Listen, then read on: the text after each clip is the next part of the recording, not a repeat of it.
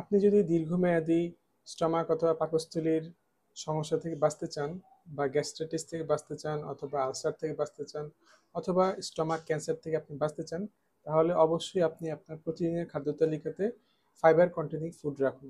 For example, আপনি গাজর খেতে পারেন, কলা খেতে পারেন, এছাড়া আপনি আপেল খেতে পারেন, রাতে খাবার পর 2 চামচ ইসবগুলের ভুসি খেতে পারেন।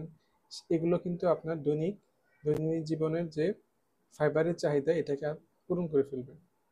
এছাড়া আপনি যেটা করতে পারেন, আপনি দই খেতে পারেন, কিন্তু কোন দইটা খাবেন?